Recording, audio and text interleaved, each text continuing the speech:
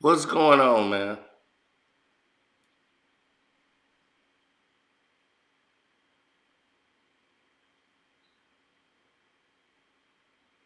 Let me tell you.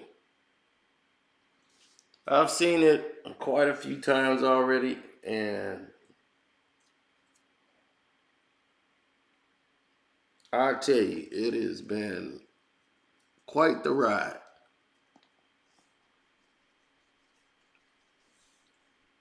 It really truly has.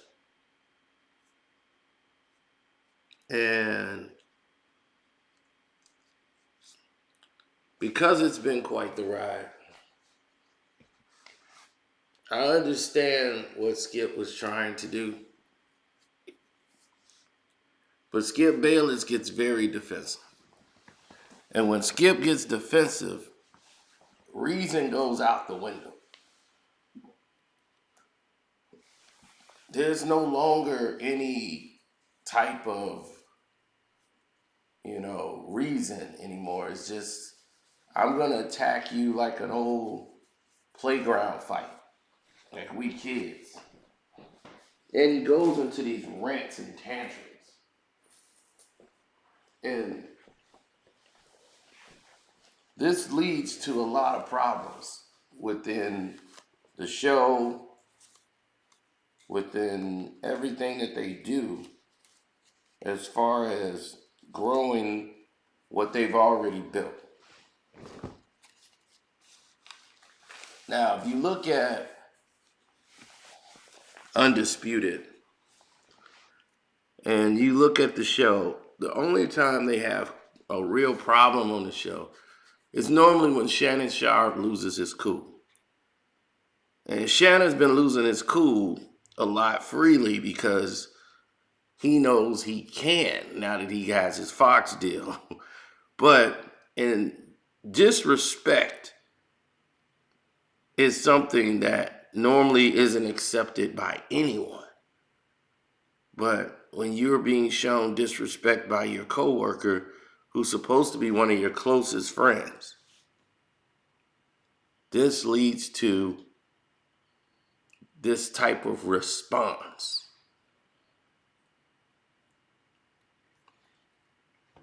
He was adamantly upset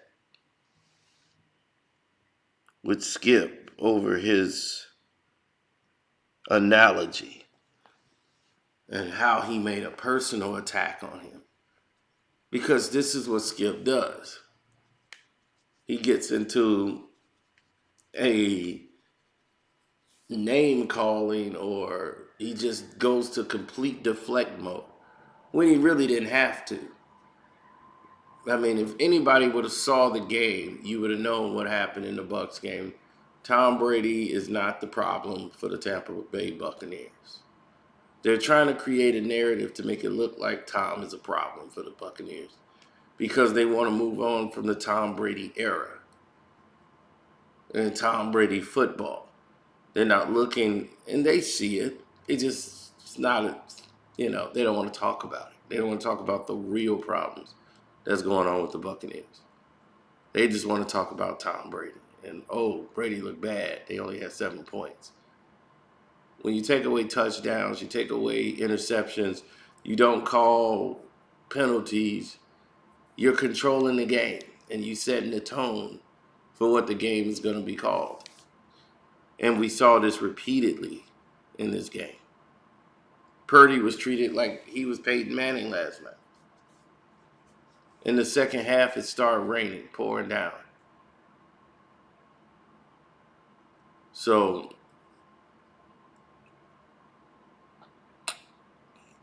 it was just a bad mix altogether. But to attack Shannon Sharpe and say Shannon Sharpe is, you know, this is the guy, that he's better than Shannon Sharpe. And one, they don't play the same position, so it's retarded.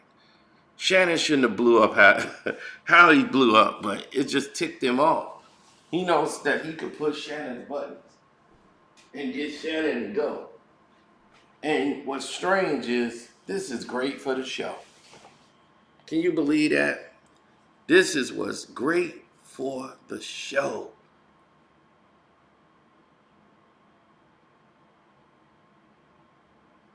Unbelievable.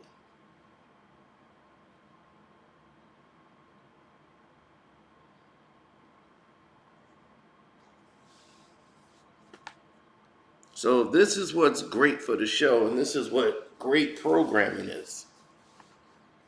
Then we're doomed. In my opinion. In my opinion, we are doomed.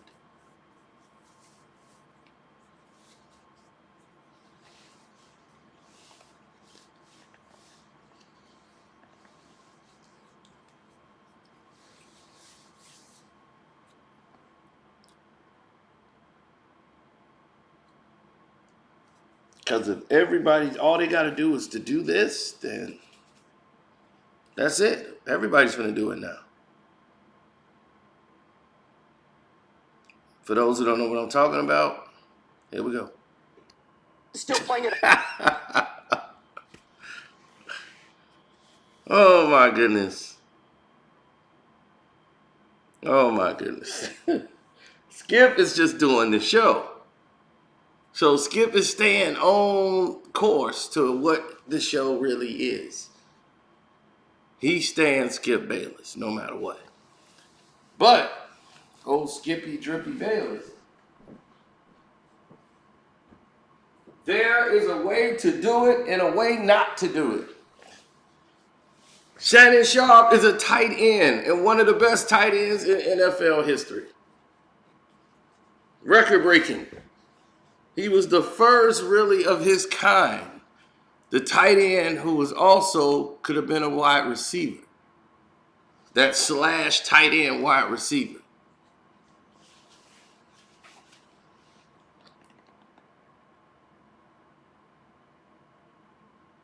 That guy.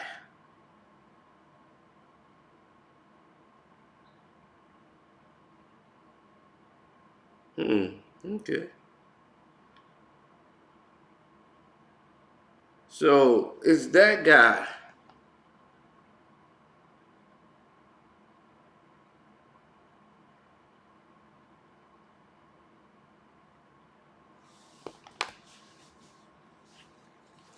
Is in the Hall of Fame and one of the top tight ends in football history. Based on records and things that he's done.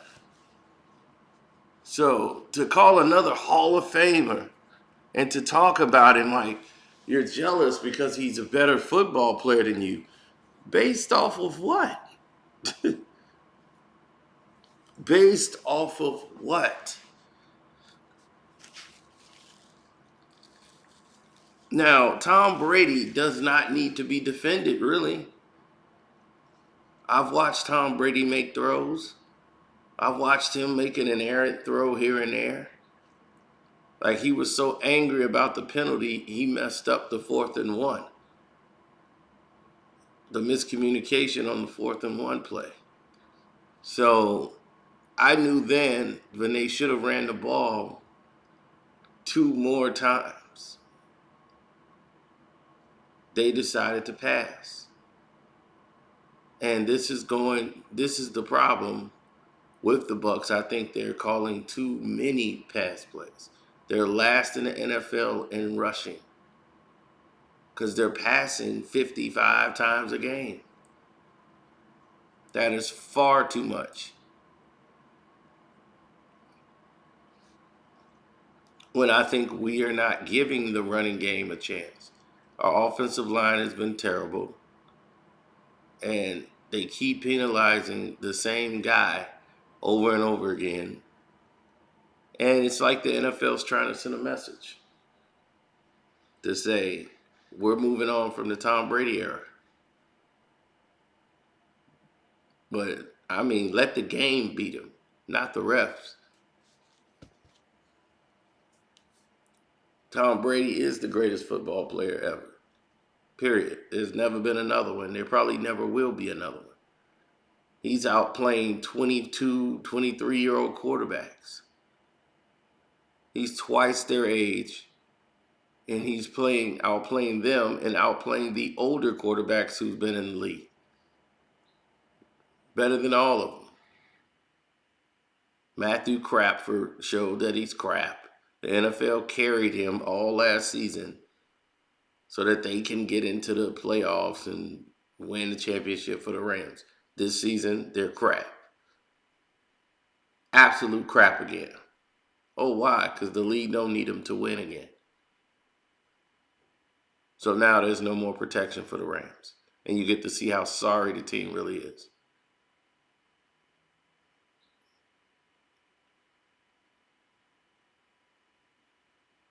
Now, oh, they want the Cowboys to win now? With all the commotion that's going on, I don't think Jerry's walking across with a football trophy in his hand based on everything that's happened. I don't think they're going to give him the trophy. That's just my opinion. Y'all let me know. Anyway, I'm about to get out of here. I'm about to say shouts out to everybody who supported me. Um, Appreciate it. We did get a couple of cash apps, not that many. So we'll go over some of the cash app questions.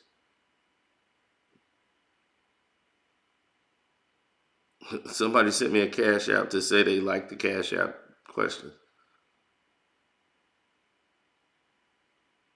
I like the cash app questions better than the videos, you know. Okay. No, I should just make a video of just cash app questions. That's funny. Um, what did you think about the bomb threat at Patti LaBelle concert? I thought that was strange. Um, I really just saw an Instagram clip. I really didn't follow up on it, so I really don't know anything about it. Like the details, that they catch the guy or that they find a bomb. I don't think they found a bomb. I think it's just the threat. Because I think it would have been everywhere had they found something.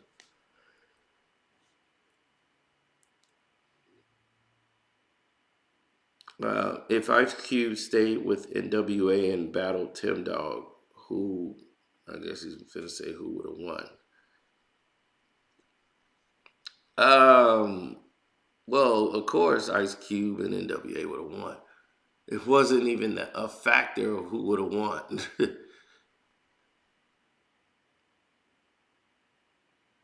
Tim Dog was the first person to come out and be like that direct in an attack. Sino, Black Panther, Black Adam. Which movie was? It's two different type of movies, but definitely I enjoyed the rewatch value more of Black Adam.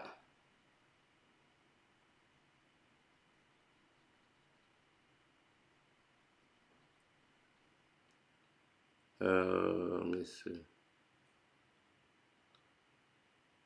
Will I ever do a podcast with a female co-host?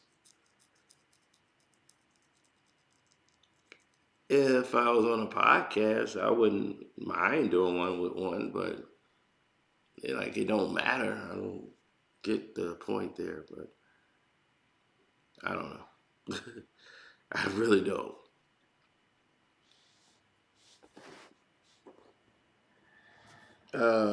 Let's see. What's this? Earl Spence should have his license revoked. Oh, that's really a statement. I don't know if it's a question. Should he? Well, I don't know because he wasn't driving. I mean, he wasn't the one that committed the accident. Somebody hit him. A 14-year-old kid was driving and went dead smack into his car. But his car is like pure steel. So, he walked away. Good thing, he didn't have his children in the car with him. But somebody hit him this time. Like I said, I don't know if it's a Final Destination type thing going on with him. Like he wasn't supposed to survive that or something. You know, you never know. So, you know, maybe he survives and then he skips and rolls over to somebody else. You never know. But anyway, man, I'm out of here. Don't forget the Patreon tonight when it's officially my birthday. Boom! It's going to explode.